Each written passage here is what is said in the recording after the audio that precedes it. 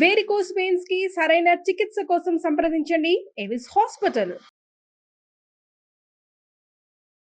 నమస్తే రమగారు. నమస్తే జయ.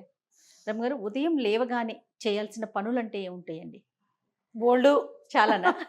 ఇంట్లో పనులు కాకుండా అంటే ఆ రోజంతా సక్రమంగా జరగాలి, ఎటువంటి ఇబ్బందులు లేకుండా ఉండాలి అన్నప్పుడు మంచం మీద నుంచే మనం ఏదైనా దైవనామ స్మరణ కానీ అలాంటివి ఏమైనా ఉంటాయా?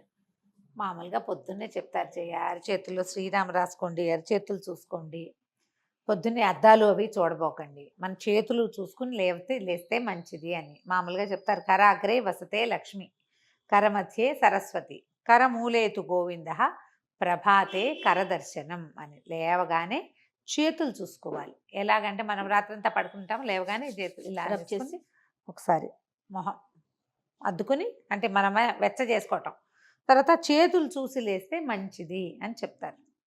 మరి ఎందుకు ఇది చెప్పబడింది అంటే, తొలి కాలం నుంచి ఇదే పద్ధతి. ప్రభాతే కరదర్శనం అనేది అందరూ చెప్పేదే. ఈ శ్రీరామ రాసుకోవటం, ఓంకారం చుట్టుకోవటం చేతులు, శ్రీరామ రాసుకొని కుడి చేత్తో ఎడం చేతిలో రాసుకోవటం, ఓ మాట చూసి దాని కళ్ళకు అద్దుకుని దిగే అలవాటు కొంతమందికి ఉంటుంది. ఓకే. నిద్ర లేవగానే భగవన్నామస్మరణ, భగవంతుడు ఇచ్చిన ఈ జీవితాన్ని, మన చేతులే కదా మన జీవితం, అవును అవును, దాన్ని ఒకసారి చూసుకుని మొదలు పెట్టుకోవటం. అయితే ఈ రోజంతా పాజిటివ్గా ఉండాలి, రోజంతా మనకి పనులు అవ్వాలి అంటే ఎలా అవుతాయి జయ?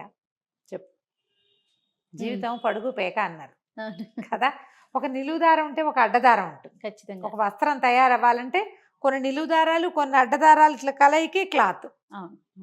మన జీవితంలో కూడా కొన్ని ప్లస్లు కొన్ని మైనస్లు కలవటమే మన జీవితం. ఒకరోజు లేటుగా లేస్తాం, ఓ రోజు బద్ధకంగా లేస్తాం, ఓ రోజు విసగడతో లేస్తాం, తెల్లవారే ఏదో పగిలిపోయిన సౌండ్తో మెలకు వస్తుంది. చేయాల్సిన పనుల లిస్ట్ ఉంటుంది, మనతో పాటు ఆ పనులలో పాలు పంచుకోవాలనే వాళ్ళు రాకపోవచ్చు, వాళ్ళకేం ప్రాబ్లమ్స్ వస్తాయో. ప్రతిరోజు ఒకేలా ఉంటే ఏం బాగుంటుంది? అవును, బోరుగా ఉంటుంది, మొనాటనస్గా ఉంటుంది. ప్లస్ మైనస్ ఉండవలసిందే. కాకపోతే ఇవి భయంకర మైనస్సులు కాకుండా ఏదో ఒక మాదిరి మైనస్ సాయంకాలం వేసరికి మళ్ళీ దాన్ని ఏదో సరి చేసుకుని, లేదా పాజిటివ్ మైండ్ సెట్ తోటైనా వెళ్ళాలి. ప్రార్థన చాలా ముఖ్యమైనది దానికి. ఎలాంటి ప్రార్థన? ఏ తరహాదైనా సరే, మన ఇష్టదైవం ఒక్కొక్క స్వరూపం ఒక్కొక్కళ్ళని ఆకర్షిస్తుంది. భగవంతుడిని ప్రార్థించుకోవటం. పొద్దున్న ఏదో మామూలుగా అందరూ బ్రష్ చేసుకుంటాం, కాఫీలో టీలో పాలు పదసం ఏవో తాగుతాం, తర్వాత పనులలోకి దిగుతాం. పిల్ల జల్లని చూడాలి, ఆడవాళ్ళు అయితే పిల్లల్ని చూడాలి, భర్తలను చూడాలి, పని మనిషి వస్తుంది, వాకిట్లో కూరలు వస్తాయి, లేదా మనం బాక్సులు పెట్టాలి, లంచ్ బాక్సులు పెట్టాలి, ఈ వ్యవహారం అంతా నడుస్తూ ఉంటుంది. ఇదంతా ఎలా ఉంటుందంటే ఒక డ్రామాలాగా వెళ్తుంది అంతే. కొత్త కొత్త పాత్రలు ప్రవేశిస్తుంటాయి. రెగ్యులర్గా వచ్చే పాత్రలు కొన్ని, కొత్త పాత్రలు ఎప్పుడైనా మధ్యలో వస్తూ ఉంటాయి. ఈ మొత్తం డ్రామాలో ఏంటంటే మనం ఒక పాజిటివ్ మైండ్ సెట్ తోటి కనుక వెళ్తే పనులు బాగా అవుతాయి. దీనికి మనం తొందరగా పొద్దున్నే స్నానం చేసేసామనుకో, ఏదో కృష్ణారామ అనుకోవచ్చు కదా. అవును, కొన్ని ప్రార్థనలకి స్నానం అవసరం లేదని భావిస్తారు, వాళ్ళ ఇష్టం. కానీ హిందూస్కి భగవత్ ప్రార్థన అంటే స్నానం ముఖ్యం. అవును, స్నానం చేయకుండా అసలు మనం పూజ గదిలోకి కూడా వెళ్ళాం. సరే, పొద్దున్నే స్నానం చేస్తే ఓ దీపారాధన చేసుకుని, ఒక అగరవత్తి వెలిగించుకుని, ఒక అలవాటు లేదు, దీపారాధన లేవు, అగరవత్తులు లేవు, ఏదో కృష్ణారామ గణతే గోవింద మత్సూదన అనుకుంటాం. ఎవరికి ఏది అలవాటు ఉంటే అది. ప్రధానంగా రాముడిని తలుచుకోండి, రోజంతా బాగుంటుంది, పాజిటివ్ ఎనర్జీ ఉంటుంది అంటారు. రాముడే కాదు, కృష్ణుడిని తలుచుకునే వాళ్ళు ఉంటారు. భగవద్గీతలో ఒక శ్లోకం తీసుకోవచ్చు. నరసింహస్వామిని తలుచుకునే వాళ్ళు ఉంటారు, లక్ష్మీదేవిని తలుచుకునే వాళ్ళు, పార్వతీదేవిని, లలితాదేవిని, శివానందలహరి, సౌందర్యలహరి, లలితా సహస్రనామం, విష్ణు సహస్రనామం, రామాయణం, భగవద్గీత, భాగవతమో ఏదో ఒకటి తీసుకోవచ్చు కదా. మీ మనసు ఎక్కడ సొలేషన్ పొందుతోందో, మీరు ఏ స్వరూపాన్ని తలుచుకుంటే మీకు ఒక పాజిటివ్ ఎనర్జీ నిండిపోయినట్లు అనిపిస్తుందో, ఏ శ్లోకం చదివితే, ఏ పద్యం పాడుకుంటే, ఏ పాట పాడుకుంటే మీకు మనసమాధానంగా ఉంటుందో అదొక్కటి సెలెక్ట్ చేసుకోండి. ఇవన్నీ చదువుకునే వాళ్ళు, రోజంతా పూజా విధానంలో ఉండేవాళ్ళు, పొద్దున గంటన్నర పూజ చేసుకునే వాళ్ళు, సాంఘంగా నిత్యగౌరీ పూజా విధానం చేసుకునే వాళ్ళు ఉంటారు. వాళ్ళు అవన్నీ చేసుకునే వాళ్ళు చేసుకుంటారు. చేసుకోలేని వాళ్ళు ఏదైనా ఒక్క శ్లోకం తీసుకోండి. ఈ శ్లోకాలకి పెద్దది తీసుకున్నాం అనుకోండి, చదవలేకపోతారు. చిన్న శ్లోకం తీసుకోండి, నెంబర్ ఆఫ్ టైమ్స్ చదవండి. ప్రఖ్యాతమైన శ్లోకాలు తీసుకుంటే తప్పులు పడకుండా ఉంటాయి. అంటే ఇప్పుడు మీరు అవన్నీ చేసేవాళ్ళు సరే మీరు ఇలా చెప్తున్నారు కదా, కొంతమంది నెగిటివ్ గా రెస్పాండ్ అవుతున్నారు రమ్మగారు అని నేను చెప్పండి. అంటాను చేయగలిగితే గంటల తరబడి పూజ చేసుకుంటాం, లేకపోయినా ఏదో ఒక శ్లోకం తీసుకుని చేసుకోవచ్చు. ఇక్కడ ఒక చిన్న విషయం ఉంది రమ్మగారు. ఆ. మీ మాటలు కానీ మీరు చెప్పే విధానం ఎలా ఉంటుందంటే ఈ జనరేషన్కి తగినట్టుగా ప్రస్తుతం ఉన్న కాలానికి అనుగుణంగా మీరు చెప్తారు. ఇదే చేయాలి, ఇది చేస్తేనే మనకి బ్రహ్మాండం బద్దలైపోతుంది లాగా కాకుండా మీకు ఏది దొరికితే చేస్తే సంతోషం, చేయకపోతే మీరు ఏది చేయగలరో ఎంతవరకు చేయగలరో నియమంతో నిబద్ధతతో చేయమని చెప్తారు కదా. నేను లాస్ట్ టైం మనం ఒక వీడియో చేసాం రమ్మగారు బ్రహ్మముహూర్తం గురించి. దాంట్లో కూడా మీరు మాట్లాడారు మనం చేయగలిగితే చాలా సంతోషం, చేయలేకపోతే దానికి ఒక పరిష్కారం కింద మాట్లాడారు కదా. అట్లా ఎట్లా చెప్తారు? బ్రహ్మముహూర్తం అనేది చాలా విలువైంది కదా. నేను కొన్ని కామెంట్స్ కూడా చూశానండి, మీతో డిస్కస్ చేద్దామనుకున్న సందర్భంలో అడుగుతూ ఉన్నాను అనమాట. ఇప్పుడు చేయలేరు చేయగలరు రెండు కోణాలు ఉంటాయి కదండి. అంటే ఇప్పుడు ప్రతిసారి జయ మీరు నెగిటివ్ పార్టే విని మీకు కోపం వచ్చింది అనుకో, మీరు పాజిటివ్ పార్ట్ వినరు. మీరు మహాద్భుతమైన కార్తీక పురాణం చెప్తా నెలంతా ఉపవాసం ఉండండి, లేదా 4 వారాలు ఉపవాసం ఉండండి, ఓ పౌర్ణమి 2 ఏకాదశులు ఉండండి, లేదా ఒక్క ఏకాదశి ఉండండి, లేదా ఒక్క పౌర్ణమి ఉండండి, లేదా ఒక్క సోమవారం అయినా ఉపవాసం ఉండండి అంటారు. ఏమి 30 రోజుల నుంచి ఒక సోమవారంలోకి తెచ్చాడు కార్తీక పురాణకర్త? అదే కదా వ్యాస భగవానుడు రాసిన కార్తీక పురాణం కదా. ఆయన చెప్పాడు, ఎవరెవరెవరో చెప్పుకున్నారు ఒకళ్ళతోటి ఒకళ్ళు. సూత మహాముని చెప్పాడు, పరమేశ్వరుడు పార్వతీదేవితో చెప్పాడు. వీళ్ళందరూ ఎందుకు ఇది చెప్పారు? మానేయమని చెప్పామా? ఎక్కడ కూడా మనం అసలు అలాంటి పైగా ఇప్పుడు నువ్వు రోజు లలితా శాస్త్రం చదువు, నీకు పాజిటివ్ ఎనర్జీ వస్తుంది అని చెప్తాను నేను. నువ్వు చదవగలవా జయ? గుండెల మీద చేసుకుని చెప్పు. అస్సలు సాధ్యం కాదు రమ్మ. పోనీ నీ ఫ్రెండ్స్ లో ఎంతమంది చదవగలరు? వేలల్లో లెక్క పెట్టొచ్చేమో కదా ఈ రోజుకున్న పరిస్థితులకి దానికి తగినట్టుగా. అందుకని ఒక్కటి తీసుకోండి, మానేయండి అని చెప్పామా? లేదు కదా. మీరు సరిగ్గా వినకపోతే నాదా తప్పు జయ? నా తప్ప? దాన్ని నెగిటివ్ కోణంలో ఎందుకు తీసుకుంటారు? చేయకపోయినా బ్రహ్మముహూర్తంలో ఎందుకు లేవకూడదు అని చెప్తున్నారు అన్నట్లుగా తీసుకెళ్తున్నారు. అది ఇప్పుడు వాళ్ళకి అట్లా అర్థమైంది. ఏంటంటే ఇప్పుడు పైగా ఇందులో ఇంకోటి ఉంది జయ. నాకు కూడా ఒక మెసేజ్ ఇలాంటిది వచ్చింది. ఆవిడ నాకు చెప్పారు, మా ఫ్రెండ్స్ అంతా రమగారు ఏం పూజకలు చేయక్కర్లేదు అంటున్నారు, మీరు ఇంత పూజ చేయొద్దన్నట్ట అన్నవాళ్ళు ఎవరో. మరి నాకు విచిత్రంగా ఉంటుంది. పూజ చెయ్యొద్దని చెప్పానా నేను ఎప్పుడైనా? ఎక్కడ మీరు చేసుకోండి, చేసుకోగలిగే బంగారు తల్లులకి మీకు పాదాలకు దండం పెట్టాలమ్మా, చక్కగా చేసుకోండి. చెయ్యలేని వాళ్ళు ఇలా ఇంతైనా చేయండి. తర్వాత ఇతరుల పూజా విధానాన్ని విమర్శించకూడదు. మీరు ఇంతంత పూజలు ఎందుకు చేస్తున్నారు అంతంత తప్పు. నువ్వు పూజ ఎందుకు చేయటం లేదు అని చెప్పచ్చు. పూజ చేయలేకపోతే ఇంతైనా చెయ్యని చెప్పాలి. కనీసం పూజ చేయకపోతే నీకు రౌరవాద నరకాలు వస్తాయి, నువ్వు అందుకే బాగుపట్టలేదు, అది కూడా తప్పే. ఇవన్నీ నా సొంత మాటలు ఖచ్చితంగా కావు జయ, ఇవన్నీ పురాణాల్లో చెప్పబడ్డవే. పూజ చెయ్యని వాడిని మనం విమర్శించకూడదు, చేసే వాళ్ళని విమర్శించకూడదు. పూజ చేయని వాళ్ళ దగ్గర కూడా వాళ్ళకు ఒక పాజిటివ్ థింగ్ ఉంటుంది, ఏదో వాళ్ళకు ఒక నమ్మిక ఉంటుంది. నిత్యము నియమానుసారం చేసే వాళ్ళ పందా వేరు. కనీసం స్నానమైనా నియమంగా చేయండి అని చెప్తాను. కానీ కాదు రమ్మగారు, ఎంతమంది భక్తుల కథలు చెప్పుకున్నాం, అసలు పూజే చేయకుండా ఆ ఒక్కరోజు ఉండటం వల్ల కూడా మోక్షం లభించిన వాళ్ళ స్టోరీ, ఆ కథలు కూడా ఉన్నాయి, ఎన్నో చెప్పుకున్నాం. ఆ కథలు కూడా ఉన్నాయి. నెగిటివ్ థింగ్స్ వైపుకి వెళ్ళొద్దమ్మా. మీరు ఒక పాయింట్ విని దాని మీద జడ్జిమెంట్ చేసుకోకూడదు, దాన్ని స్ప్రెడ్ చేయకండి. ఒకటి తెలిసిన తర్వాత మీకు ఒకటి తెలిస్తే, మీరు ఒకటి వింటే అదే వీళ్ళు అని అనుకోకూడదు. ఒక్క దాంతో ఏ జడ్జిమెంటు కుదరదు. మనం చదువుకునేది ఏదైనా ఒకటి నియమం ప్రకారం చేస్తే, పెద్ద లలితా సహస్రనామం చదివితే ఎలాంటి అత్యద్భుతమైన ఫలితాలు లభిస్తాయని పెద్దలు, మహర్షులు, ఋషులు చెప్పారో మనకి ఒక్క శ్లోకంతో కూడా లభిస్తుంది. ఎందుకు రమ్మగారు, మనం విష్ణు సహస్రనామాలు మొత్తం చదివితే చాలా సంతోషం. చదవలేకపోతే శ్రీరామ రామ రామేతి చదువుకోమంటారు, అంతే కదా. అదైనా చదువు నువ్వు కనీసం నియమంతో.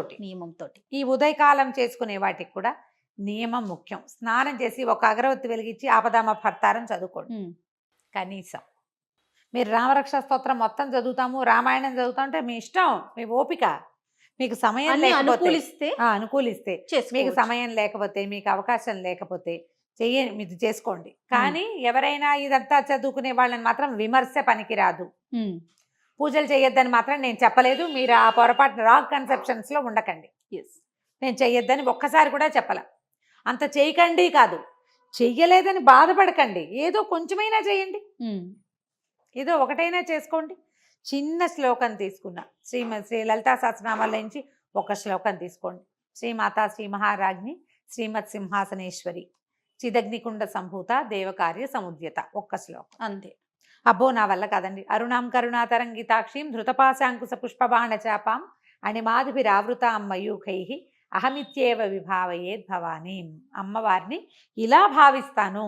అరుణాం కరుణాతరంగితాక్షం అంటే ఎర్రటిది ఆవిడ, కళ్ళ నుంచి కరుణ పొంగుతూ ఉంటుంది. ఆమెను తలుచుకుంటా.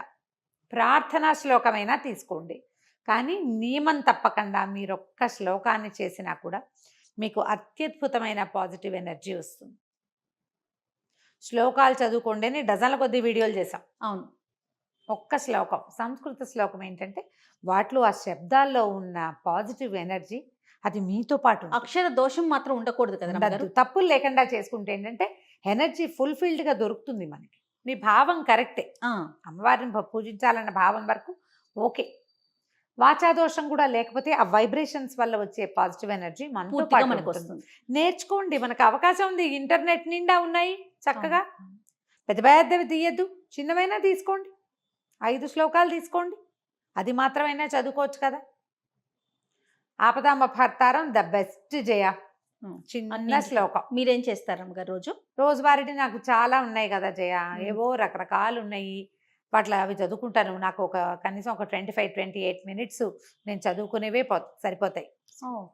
30 నిమిషాలు కావాలి నాకు ఖచ్చితంగా. తర్వాత ఇప్పుడు సుందరకాండ పారాయణ ఒకటి పెట్టుకుని రోజు ఒక ఇది అధ్యాయం ఏదో ఒకటి అని పెట్టుకున్నాను అనమాట. సుందరకాండ చదువుతున్నాను ఇప్పుడు. అది అవ్వాలిగా, ఒక్కొక్కటి అవ్వాలి, ఏదో ఒకటి ఎలా కుదిరితే అట్లా. ఒకరోజు సమయం చాలదనుకో, అందులో 60 శ్లోకాలు నేను 30 చదువుకుని అక్కడ కాగితం అడ్డం పెట్టుకుంటా, రేపు చదువుతాను. సుందరకాండ పూర్తి చేసుకోవాలి అని కొంచెం అర్థం నాకు తెలుస్తుంది కాబట్టి నేను చదువుకోగలను. గ్రూప్ లో చేస్తున్నారండి? లేదు, నేను సొంతంగా చేసుకుంటాను. మామూలుగా నాకు కాస్త రామాయణం చదివే అలవాటు ఎప్పుడు ఉంది, కొద్దిగా చదువుకుంటాను. ఇది ఇప్పుడు సమయాభావం, నేను ఇక్కడ పరిగెత్తుకు రావాలి కదా, అప్పుడు కొంచెం తక్కువ. ఓకే. ఓ 10 శ్లోకాలైనా పుస్తకం తీసి చదవకుండా మాత్రం ఉండను. ఓకే, అలా పెట్టుకుంటా. నా మామూలు రోజువారీ శ్లోకాలు ఉన్నాయి, వెంకటేశ్వర ప్రపత్తి, కరావలంబము, అవన్నీ అలవాటు. వాటి దారిన వెళ్ళిపోతాయి. నేను చెప్తాను పదే ఇదే మాట. స్నానం చేసి బొట్టు పెట్టుకుంటాను, కుంకుమ పెట్టుకున్నాక నేను దీపం పెట్టే లోపలే నా సగానికి పైగా స్తోత్రాలు అయిపోతాయి. చదివేసుకుంటారు. నేను అవి ఇవి సవరించుకుని, దీపానికి దివ్యలు తీసి చూసుకుని, పువ్వులు సరిచేసి సవరించుకుని, పళ్ళు ఏమైనా కడిగి పెట్టుకుని దేవుడి దగ్గర కూర్చునే లోపల, లేదా ఆయన అక్కడ ఉండి నేను యువతలు పని చేసుకుంటుంటే స్తోత్రాలన్నీ అయిపోతాయి. ఇక్కడే చదువుకుంటూ పనిచేస్తా. ఇక ఈ మధ్యలో వ్యవహారాలు, ఫోన్ కాల్స్ అవి వస్తాయి, ఏదైనా అత్యవసరమైనవి, అవేదో చూస్తా. కానీ వెళ్ళి అక్కడ కూర్చున్నాక రామాయణం చదువుకుంటాను. తొందరగా వెళ్ళాలంటే ఈ మార్గం అవలంబిస్తా. దీంట్లో నా నియమం ఏంటంటే స్నానం చేసిన తర్వాత కుంకుమ బొట్టు పెట్టుకోవటం. బొట్టు పెట్టుకున్నారా స్తోత్రం ఆటోమేటిక్గా అసంకల్పిత ప్రతీకార చర్యలాగా వెళ్ళిపోతూ ఉంటుంది. అలా అలవాటు అయిపోయింది. ఇలా చేసుకోవచ్చు. మీరు దేవుడి దగ్గర కూర్చునే ఇంతసేపు దేవుడి ముందే కూర్చోవాలా అన్నదేం పెట్టుకోబోకండి. కుదిరిందా కూర్చోండి, కుదరకపోయినా ఇతర పనులు చేసుకుంటూ, ఇంకా స్నానం చేశాక నేను చీపుళ్ళు ముట్టుకోను, వాకిల్లో డస్ట్బిన్లు ముట్టుకోను, తర్వాత ఏమో ఏమంటారు విప్పేసిన బట్టలు ముట్టుకొని వాషింగ్ మెషిన్లో వేయడాలు అవి చెయ్యను. నా నియమం అది. కొన్ని నియమాలు పెట్టుకున్నారు, ఇవన్నీ ముందే చేసేస్తా. ఆ పనులన్నీ ముందే అయిపోతాయి. ఆ తర్వాత ఇంకా శుభ్రాలు అవి పెట్టను. ఆ శుభ్రాలు గిభ్రాలు మొత్తం అయిపోవాల్సింది. దీపం పెట్టుకున్నాక అవసరమైతే ఏదైనా పని కావాలంటే చేసుకుంటా. ఆ టైంలో ఈ పూజ చేసుకునే లోపల, దీపం పెట్టుకునే లోపల నేను చీపురు కానీ, విప్పిన బట్టలు కానీ, కాళ్ళు దుడుచుకునే పట్టాలు కానీ, వాటి మీద కాలు కూడా పడదు, ఏం ముట్టుకోకుండా చేస్తాను. నేను పెట్టుకోగలిగిన నియమం అది. నియమం ఏర్పరచుకోండి. ఎప్పుడు కూడా పాజిటివ్ ఎనర్జీకి కావాల్సింది నియమం. అది శారీరకమైన ఫిజికల్ థింగ్స్ కావచ్చు, మనసుకైనా కావచ్చు. నియమం పెట్టుకోండి. ప్రధానమైందమ్మా పూజలు చేసే వాళ్ళని, పూజ చేసుకునే వాళ్ళని, ఇంత పూజ ఎందుకు చేస్తున్నావు అని ప్రశ్న వేస్తే 1,00,000 ప్రశ్నలు వేసిన పాపం వస్తుంది. 1,00,000 ఒక్కళ్ళని అడిగితే 1,00,000 మందిని అడిగిన పాపం వస్తుంది. పూజ ఎందుకు అని ప్రశ్నించద్దు, తప్పు. పూజ చేసుకోండి. ఇంకొకళ్ళని నన్ను కోట్ చేసి ఆవిడ వద్దన్నారండి, నేను వద్దని చెప్పలేదమ్మా, నేను వద్దని చెప్పను. నేను నాకే అరగంట పడుతుందని నేను చెప్తున్నాను. అవును అవును నాకు అరగంట పట్టేటప్పుడు నేను ఒకళ్ళకి వద్దని ఎందుకు చెప్తాను? నేను అరగంట కూర్చుంటే ఆయన గంట కూర్చుంటారు. అదే కదా. ఆయనది గంట ఉంటుంది, మరి నేను ఎందుకంటాను అట్లా? అదే ఒక పాయింట్ దగ్గర ఆగిపోకుండా కొంచెం ఆగిపోకుండా. మొత్తం వినగలిగితే బాగుంటుంది. మొత్తం విని మీరు ఒక కన్క్లూషన్కి వచ్చేయకండి. అసలు నేనేం చెప్పానో వినండి మొదట. Yes. విషయం ఏంటి, దేని గురించి చర్చించుకున్నామో తెలిస్తే అది బాగుంటుంది. ఆపదామపహర్తారం తీసుకోండి. పెద్ద మంత్రాలు శ్లోకాలు రాని వాళ్ళు స్నానం చేసి దేవతార్చన ఒక చదువుకోండి. దీపారాధన పెట్టుకునో లేదా ఒక అగరబత్తి వెలిగించుకుని 2 పువ్వులు దేవుడి దగ్గర పెట్టి ఆపదామపహర్తారం శ్లోకాన్ని మీరు 11 సార్లు కూడా చదువుకోవచ్చు. ఓకే. మీకు ఇంకా ఏదైనా కుదిరితే అది. మనకేంటంటే సాధారణంగా చెప్తారు జయ, కాస్త డబ్బులు ఇబ్బందులు ఉన్నాయి, ఉద్యోగంలో సెటిల్ అవ్వలేదు, అలాంటప్పుడు కనకధారాస్తవం చదువుకోమంటారు పెద్దవాళ్ళు. కనకధారాస్తవం చదువుకోవచ్చు. మీకు అన్నిటికీ భయంగా ఉంది, టెన్షన్ ఫీల్ అవుతున్నారు, అప్పుడు దుర్గా సప్తశ్లోకి చదువుకోమంటారు. పిల్లలకి తరచుగా కళ్ళు వస్తాయి, బెదురుతారు, స్కూళ్ళలో భయపడుతూ ఉంటారు, ఎగ్జామినేషన్స్ అంటే భయం, ఆంజనేయ స్వామికి సంబంధించిన శ్లోకాలు, హనుమాన్ చాలీసా లాంటివి నేర్చుకోవచ్చు, చెప్పచ్చు. ఇలా పెట్టుకోండి ఏదో ఒక నియమం. లేదా శుక్రవారం లక్ష్మీదేవికి, మంగళవారం దుర్గాదేవికి, ఇలా లెక్కలు. ఇలా సోమవారం శివుడు, మంగళవారం దుర్గాదేవి, బుధవారం వినాయకుడు, ఓకే, గురువారం దత్తాత్రేయ స్వామికి సంబంధించినవి ఏదైనా, శుక్రవారం లక్ష్మీదేవికి సంబంధించింది, శనివారం వెంకటేశ్వర స్వామి, ఆదివారం సూర్యుడు. ఇలా పెట్టుకునైనా చదువుకోవచ్చు. వీటన్నిటికీ మళ్ళీ పెద్ద పెద్ద స్తోత్రాలే అక్కర్లేదు. శ్లోకాలు ఒక్క శ్లోకం తీసుకున్నా ఆ రోజంతా అది మనన చేసుకోండి. ఖాళీగా ఉన్నప్పుడు మీకు పాజిటివ్ ఎనర్జీ మీతో పాటే ఉంటుంది. తప్పకుండా అండి. నమస్తే. నమస్తే.